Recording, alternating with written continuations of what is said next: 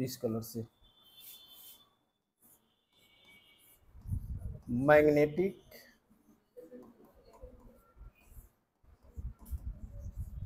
Field due to state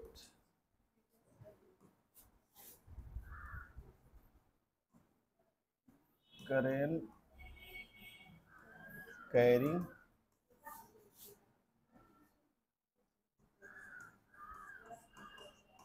conductor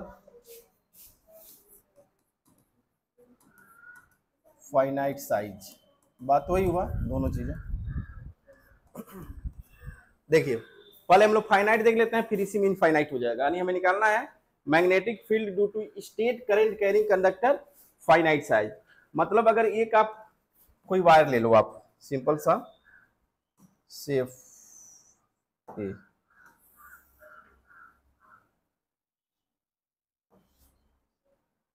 ठीक है, ये आपका एक फाइनाइट वायर जिसका लेंथ मान लो कितना है, यल, कैपिटल यल ले लो, या फिर इसके एक इस इंड पॉइंट को एक्स ले लो और इसको ले लो वाई, यानी एक इनफाइनाइट वायर हो गया। इसके कोई पॉइंट हम ले लेते हैं यहाँ पे, मान लो पी, चाहे एम ले लो, एम से स्मॉल आर डिस्टेंस पर, या कैपिटल आर ले लो, कैपिटल आर डिस्टेंस पर एक पॉइंट पी है जहां पर मैग्नेटिक फील्ड निकालनी है। और इस वायर में करंट कितना फ्लो हो रहा है, आई। जब आई करंट फ्लो, तभी देख लिखा है करंट कैरिंग कंडक्टर, करंट जब फ्लो होगा तभी मैग्नेटिक फील्ड प्रोड्यूस होगा। यानी एक फाइनाइट वायर है जिसमें करंट आई फ्लो होने की वजह से इसके राउंड यानी किसी भी पॉइंट पर मैग्नेटिक फील्ड क्या होगा, यही फाइंड करनी है। तो इसके लिए क्या करोगे, बायोट लॉ यूज करेंगे। यहां से एक छोटा सा, मान लो कितने डिस्टेंस पर, मान लेते हैं यल डिस्टेंस पे आकर तोड़ने के लिए जाने हो ना, रॉड को कैसे तोड़ते हैं, यल डिस्टेंस पे जाके डीएल पार्ट में, यहां पर एक छोटा सा पार्ट ले लो डीएल। इस डीएल की वजह से यहां मैग्नेटिक फील्ड निकालते हैं। अब यहाँ पे भी पढ़े हो कि जब हम यहां से एक डीएल पार्ट के लिए लेते हैं तो यहाँ पे एक एंगल बनता है कितना, थीटा। और यहां मान लो एंगल कितना बन रहा है, फाई।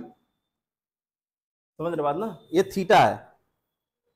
जो डीएल और जहां मैग्नेटिक फील्ड बन रहा है उसको मिलाने वाली रेखा के बीच का एंगल। तो इसके वजह से जो यहां डीबी होगी, उस डीबी की वैल्यू क्या होगी, mu naught upon 4 pi I DL sine theta upon, इस डिस्टेंस को क्या ले लो, स्मॉल आर, तो क्या हो जाएगा आर स्क्वायर। अगर इस आर की वैल्यू निकालो, इस आर की value,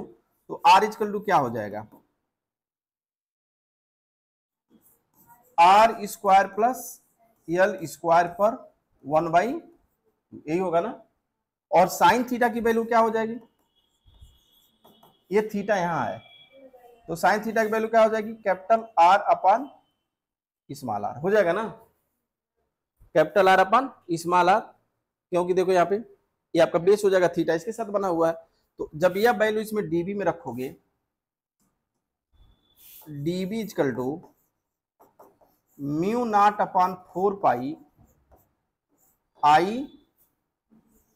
DL capital R upon r Q हो जाएगा, क्योंकि आर अपन आर क्यू हो जाएगा। जब आर क्यू जगह यह वैल्यू रखोगे तो डीबी की वैल्यू आ जाएगी क्या, mu naught upon 4 pi I dl capital R upon r square plus L square पर 3/2। बोलो यहां तक कोई किसी कोई दिक्कत होगी नहीं, ये चीजें ठीक है। चलिए यहां तक चीजें निकल गई, बोलो यहां तक किसी कोई डाउट। अब इसके बाद चूंकि देखो r square plus L square और डीएल है, डीएल के रूप में इसको तोड़ना होगा। अब यहाँ पे अगर एक चीज बताओ, ये डीएल पार्ट के लिए था, छोटे से पार्ट के लिए, तो ये ऐसे बहुत दूर तक आना पड़ेगा। जैसे जैसे नीचे आओगे फाई की वैल्यू चेंज होगी ना, तो मान लो कि इससे, चलो ए इसको हम यहाँ बढ़ा देते हैं, ए बन रहा है कितना, यहां से मान लेते हैं फाई 1 बन रहा है, क्या बन रहा है फाई 1। ऐसे ही इसको हम यहां से लाते हैं, तो यहाँ पे यहां से ये क्या बन गया फाइव, यानी फाइव वन से फाइव टू तक हमको इंटीग्रेशन करना पड़ेगा। ठीक है, फाइव तुम्हारा इसके साथ है ना, टेन थीटा नहीं लिया गया, ये गलत लिखा गया, हमको फाइव के रूम में चेंज करना होगा ना जी, ये फाइव के रूम में तो टेन फाइव होगा, सही हो, टेन फाइव। तो जब टेन फाइव लोगे तो फाइव इसके साथ है, तो इसका मतलब ये आपका परपेंडिकुलर हो जाएगा और ये बेस, सही है, एल अपॉन आर। तो इसको क्या लिख सकते हो, l equal to r tan phi. ठीक है, अब इसका डिफरेंशिएशन अगर करो तो यल का क्या हो जाएगा, डीएल, यल का डीएल, और ये क्या हो जाएगा, r into sec square phi हो जाएगा ना।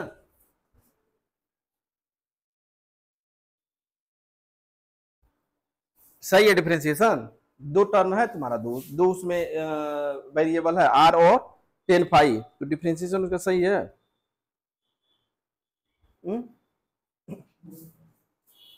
DL equal r sec square phi, सही। तो क्या करोगे यहाँ पे, केवल डी फाइव कर दोगे इंटू डी फाइव। ठीक है, तो ये डीएल की वैल्यू निकल गई। अब इस डीएल की जगह क्या रखो, वही वैल्यू रख देंगे, और एल की जगह क्या रख दोगे, आर टेन फाइव। इसमें देखो यहाँ पे, तो ये जब वैल्यू यहाँ रखोगे, बी इक्वल टू यहाँ रखते हैं mu naught upon 4 pi I, DL की जगह क्या रखते हैं, आर सेक स्क्वायर फाइव, चलो इसको आर स्क्वायर कर देते हैं क्योंकि आर ऑलरेडी इसके साथ है, इंटू डी फाइव अपॉन, नीचे आर स्क्वायर है तो आर स्क्वायर रहेगा ही, प्लस यल की जगह क्या माना गया है, आर टेन फाइव, इसको क्या लिख दोगे, r square tan square phi. अब इसमें बी इक्वल टू हो गया mu not upon 4 pi I, और यहां पे चलो लिख देता हूं r square sec square phi d phi, और यहां पे क्या कॉमन हो जाएगा, आर स्क्वायर। तो जब आर स्क्वायर कॉमन ले लोगे तो यहां क्या बच गया, 1 प्लस टेन स्क्वायर फाइव, यही बचा ना, 3/2 है ऊपर ना, चलो इसको छोड़ दिया, यहाँ पे 3/2 ऊपर है, इसको लिखते जाओ, 3/2 हो गया। अब आर स्क्वायर से आर स्क्वायर कैंसिल, और यहाँ क्या बच गया, 1 प्लस टेन स्क्वायर थीटा, क्या लिखते हो, सेक स्क्वायर थीटा। तो सेक स्क्वायर थीटा पर 3/2, तो स्क्वायर से स्क्वायर कैंसिल, तो सेक क्यू बचेगा, तो सेक स्क्वायर फाइव से सेक स्क्वायर फाइव कैंसिल हो जाएगा। यहाँ पे इसको चलो दूसरे पेज पर लिख देता हूं, बी इक्वल टू हो गया म्यू नॉट अपॉन 4 पाई, यहाँ क्या बचा आई, और यहाँ बचा है sec square phi into d phi, और नीचे बचा है आपका सेक स्क्वायर फाइव पर 3/2, यही बचा है ना। तो अब इसको लिख सकते हैं b equal to mu not upon 4 pi और आई, और यहाँ पे देखो सेक स्क्वायर फाइव, यानी ये कैंसिल हो गया, सेक क्यू बच गया, यानी इसको लिख सकते हैं sec square phi into d phi, और नीचे कितना हो गया, सेक क्यू फाइव, एक सेक हो गया कैंसिल। तो बी इक्वल टू क्या बच गया, म्यू नॉट अपॉन 4 पाई आई, यहां पर एक चीज देखो छूटा हुआ है, ये आर, चूंकि आर स्क्वायर, ये क्या तुम्हारा r square, r cube common होगा ना, तो यहाँ एक आर बचेगा। यहाँ पे देखो 1 plus tan square theta, r square जब इसमें से कॉमन लोगे तो उसके ऊपर भी तो 3/2 है, तो जब 3/2 है तो इस पे कितना आएगा, 3/2, और स्क्वायर आएगा तो स्क्वायर से स्क्वायर कैंसिल हो जाएगा, तो बचेगा क्या इस पे, आर क्यू ही बचेगा। तो आर क्यू से एक, यानी एक आर बचा हुआ है, यहाँ पे देखो आर छूटा हुआ है इसमें, कहाँ गया ये, यहाँ पर ये आर है ऑलरेडी, तो यहाँ पे आई अपन आर, और इसको क्या लिख सकते हो, cos phi into d phi, क्योंकि 1/sec थीटा क्या होता है, cos theta, 1/sec theta cos theta होता है। यह वैल्यू निकल गया। अब इसी का क्या करना है, ये सब किसकी वैल्यू है, डी फाई की वैल्यू है, ध्यान देना डीबी की वैल्यू है, ये यहाँ सब ये जो भी वैल्यू है किसकी है, डीबी की है, ये जो भी वैल्यू निकला है वो डीबी का निकला हुआ है, ठीक है, ये सब डीबी की वैल्यू है। ठीक, अब क्या करना होगा, टोटल बी निकालने के लिए इसका इंटीग्रेशन करना होगा, टोटल बी निकालने के लिए इसका इंटीग्रेशन कर दो, म्यू नॉट अपॉन 4 पाई, आई भी कांस्टेंट और कैपिटल आर भी कांस्टेंट, इंटीग्रेशन किसका होगा, cos फाई का कहां से कहां तक, -φ1 से φ2 तक। तो अब ये हो गया b equal to mu not upon 4 pi I upon are, और यहाँ क्या हो गया, cos फाई का होता है sin फाई, तो b equal to mu not upon 4 pi I upon are, और इसका तुम्हारा इंटीग्रेशन हो जाएगा माइनस नहीं प्लस sin फाई, -φ1 से φ2 तक, या b इक्वल टू इसको लिख दोगे mu not upon 4 pi I upon are, और यहाँ हो जाएगा क्या, sin φ2 minus minus plus sin φ1, ये आपका क्या, या इसको ये भी लिख सकते हो, b equal to mu not upon 4 pi I upon R sin φ1 plus sin φ2 भी लिख सकते हो, प्लस है कोई दिक्कत है नहीं इसमें, यही आपका क्या होता है फार्मूला किसी फाइनाइट वायर की वजह से। अच्छा, ये इलेक्ट्रिक फील्ड भी आप निकाले थे ऐसे, याद है, इनफाइनाइट वायर की वजह से, ए फाइनाइट वायर की वजह से, अगर इनफाइनाइट कर दो तो क्या हो जाएगा, इनफाइनाइट जब करोगे तो यहाँ पर एंगल कितना हो जाएगा 90, तो अगर मान लो यहाँ पे नोट में लिख दिया जाए, नोट इनफाइनाइट वायर के लिए,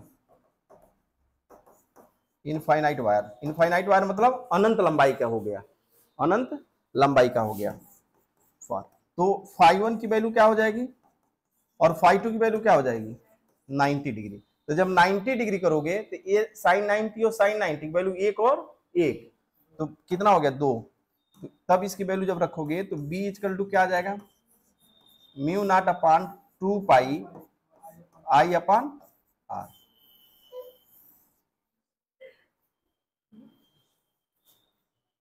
ठीक, ये हो गया, ये इनफाइनाइट वायर की वजह से हो गया रखने पर। एक बार फिर देख लो, देखिए हम लोग पढ़ रहे हैं कि magnetic field due to state current carrying conductor finite size, यानी इनफाइनाइट नहीं है, कोई एक फिक्स लेंथ ले लिया गया है, एक्स और वाई वायर है जिसमें आई करंट फ्लो हो रहा है, इस वायर की वजह से कैपिटल आर डिस्टेंस पर पॉइंट एम से पॉइंट पी पर हमें magnetic field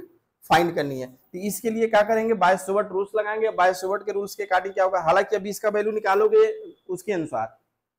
ampere circuital law के अनुसार, जैसे उसमें आप जनरली निकाल लिए थे कूलॉम्स लॉ से, फिर गॉस थ्योरम का यूज करके निकाले थे, फार्मूला सेम आया था, वही चीज इसमें भी है, बस उसमें होगा कि जो sin फाई वगैरह इस तरह का क्वेश्चन जब दे देगा तब वहां पे नहीं हो पाएगा, ये सब नहीं आता है। तो इसमें है यहां से यल डिस्टेंस पे क्या करोगे, आके डीएल पार्ट को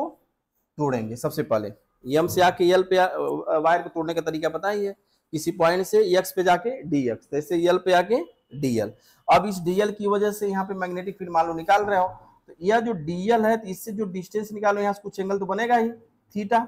क्योंकि ये थीटा पे डिपेंड करता है बाय-सॉवर्ट के रूल्स के अकॉर्डिंग। ये मान लो आर डिस्टेंस हो गया, तो इसकी वजह से जो डीबी है वो आपकी वैल्यू ये हो गई, ठीक है, डीबी की वैल्यू हो गया आपका mu not upon 4 pi I DL sine theta upon R square, ये कुछ है नहीं, हाँ ये कुछ है नहीं, ये हो गया आपका I DL sine theta upon R square. अब इस आर की वैल्यू आप चाहो तो, चूंकि यल और ए आर फिक्स है, तो आर की वैल्यू आप निकाल लो, under R square plus L square 1/2, ये स्मॉल आर की वैल्यू हो गई, और ये साइन थीटा कितना है, थीटा की वैल्यू निकाल लिए, तो साइन थीटा इक्वल टू, चूंकि यहाँ थीटा बना है तो आर अपन आर हो गया, यह वैल्यू जब इसमें रखोगे तो mu naught I DL R upon R Q हो गया, ठीक। अब इस आर की जगह ये वैल्यू रखोगे तो ये तो वैल्यू यहाँ निकल गया, यहाँ तक कोई दिक्कत नहीं है जनरल जी। अब यहाँ पे डीएल को हमको, चूंकि जब ये लास्ट पॉइंट तक जब आओगे तो यहाँ पे φ1 और φ2 बनेगा, तो यानी इस डीएल को हमको कास यानी थीटा के रूप में फाई के रूप में चेंज करना होगा। डीएल को फाई के रूप में चेंज करने के लिए अगर आप यहाँ पे एंगल मान लो ये फाई बन रहा है, एक छोटा सा पार्ट यही चेंज हो रहा है, तो इस ट्राइंगल में अगर आप लो इसको,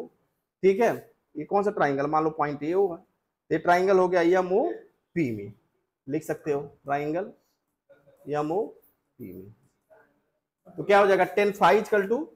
एल अपन आर, या एल इक्वल टू क्या हो गया आर टेन फाई। फिर इसका क्या कर दिए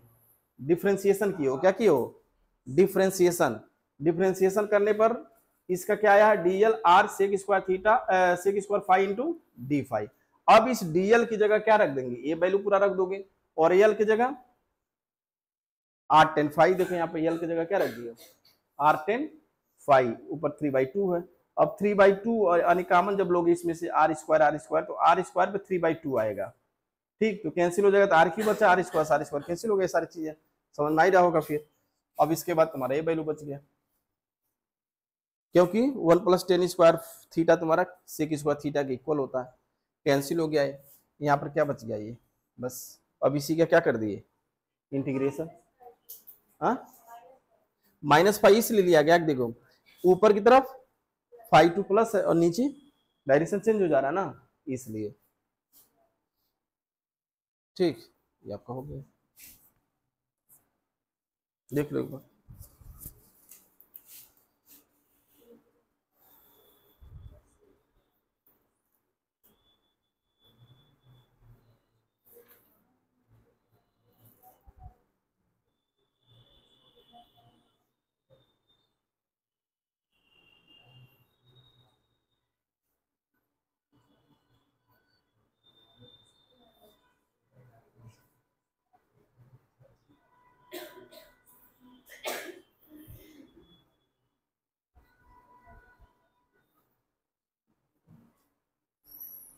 ठीक है, ये तो आपका नोट एक फर्स्ट हो गया।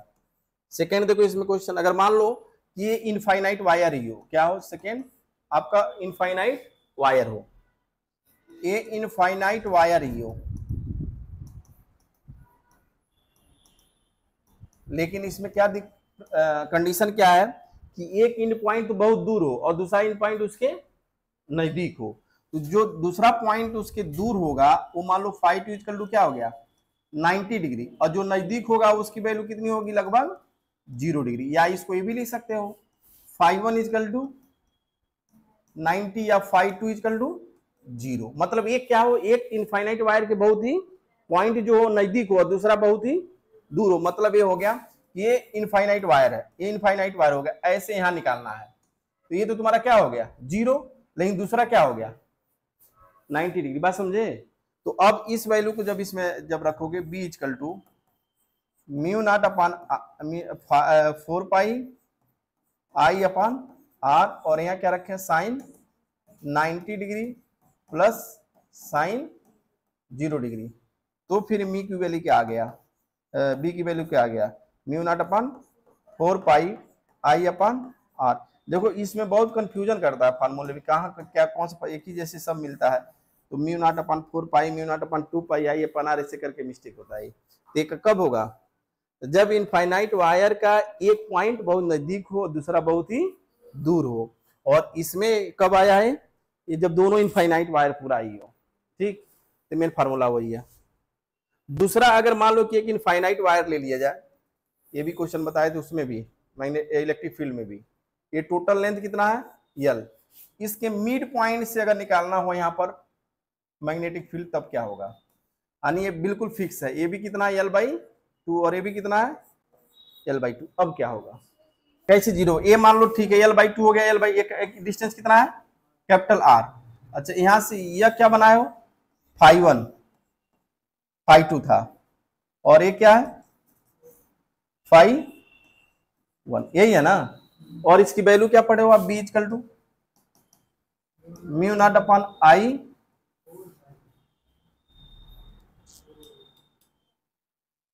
डिलीट कर दिए होते, μ0 upon 4 pi i upon r, और यहाँ पढ़े हैं साइन φ1 प्लस साइन φ2, यही है ना, और ये वायर फिक्स है, ये वैल्यू आपका r है और ये लेंथ l है। तो अगर यहाँ से साइन फाई 1 की वैल्यू निकालो या साइन फाई 2 की वैल्यू, तो दोनों वैल्यू सेम ही होगा क्योंकि लेंथ दोनों का सेम है। तो अगर यहाँ पे साइन फाई, वहां पे भी निकाले थे, तुम लोग भूल रहे हो, साइन फाई की वैल्यू क्या हो जाएगी, perpendicular upon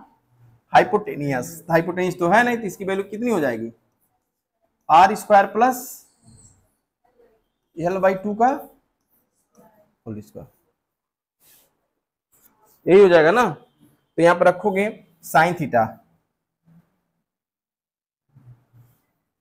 L by 2 upon under root R square plus L square upon 4। अब यह वैल्यू जब यहां पे रखोगे, साइन फाई 1 की भी वैल्यू वही होगा, साइन फाई 2 की भी वैल्यू वही होगी। तो b इक्वल टू क्या आ जाएगा, म्यू नॉट अपॉन 4 पाई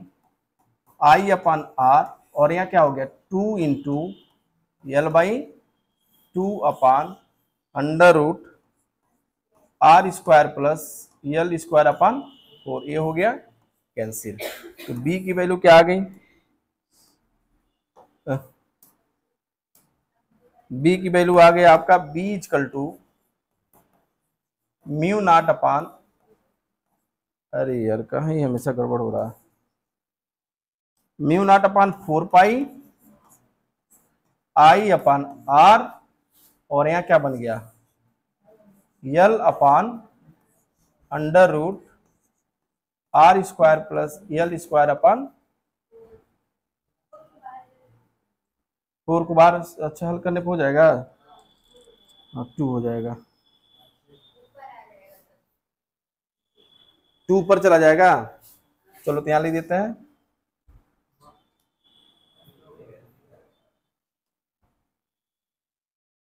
चलो ये हो जाएगा एल स्क्वायर, तो यहाँ पे 4 हो जाएगा ना फिर, चलो इरेज कर देते हैं पूरा। तो ये हो जाएगा under root 4 R square plus L square, और ऊपर क्या हो गया 2, ये होता है। तो ये क्वेश्चन बना के जब देते हैं सब, तब जीवगरम मेंस में दिए हुए सब वैसे डायरेक्ट तो आप निकाल सकते हो। देखे कल एक नीट का क्वेश्चन, वो कुंडली वाला देखे तुम लोग, कितना इजी दिया था, सीधे सीधे सीधे फार्मूले पर रख दो आंसर, सीधे जो क्वाइल वाला सर्कुलर क्वाइल पे ही सीधे क्वेश्चन, 30 सेकंड नहीं लगा होगा लगाने में, हाँ 15 सेकंड पढ़ने में, 15 सेकंड कैलकुलेशन भी बहुत आसान दिया था। नीट का पेपर है, समझ लो जो मन से पूरा चैप्टर अच्छे से पढ़ा है वो 100% कर लेगा। नहीं 720 हम 720 लाते हैं सब, केवल सिलेबस लेंदी है, और आपको अब तो सिलेबस भी बहुत स्टार्ट कर दिया है। ये हाई मेरिट जाने का कारण ये भी है, सिलेबस स्टार्ट करना और पेपर सीधे सीधे फार्मूले बेस पर फ्लैट पूछना। जिनकी तैयारी ठीक ठाक है वो निकाल ले रहे हैं। अब मान लो ठीक है कितनी भी धांधली हुई, अगर 655 नंबर कट ऑफ गया है ना जनरल का, तो जो 6 नहीं अब और कम हो गया, तो पहली बार धांधली के समय 655 गया था, अब कम हो गया होगा शायद, वो कम हुआ है कुछ। तो अगर मान लो 655 ही मान लो, तो जो 655 पाया है वो धांधली नहीं कुछ भी हुआ, वो तो सिलेक्शन हो जाएगा ना 720 में। और 720 में 655 पाना बहुत बड़ी चीज तो है नहीं, ये तो हलवा है एकदम, है ना, सो के पा सकते हो, हाँ पा सकते, हाँ हाँ। तो 655 है, तो टारगेट रखो इस साल की 650 लाना, 650 नंबर जो पाएगा उसको मिल ही जाना है, वो कभी भी कितना भी बड़ा धांधली हो, 650 नंबर जो सही कर देगा उसका हो जाएगा। और इसमें जी मेंस में तो मान लो कि तो जी मेंस क्वालिफाई करने के लिए तो मान लो 80% के आसपास क्वालिफाई है, और एडवांस में तुम ज्यादा नहीं 10 क्वेश्चन भी अगर कर दिए तो टॉप में, केवल 10 क्वेश्चन ही, हाँ क्वेश्चन हार्ड है, 3-4 क्वेश्चन पर सिलेक्शन हो जाता है जी, 3-4 क्वेश्चन सही कर दो हो जाएगा, एक क्वेश्चन फिजिक्स केमिस्ट्री मैथ से सही कर दो हो जाएगा, कट ऑफ 35 40 50 नंबर 60 नंबर तक हो जाता है। तो ये टफ है थोड़ा सा, लेकिन पढ़ोगे तो फिर वही चीज कहाँ होगा।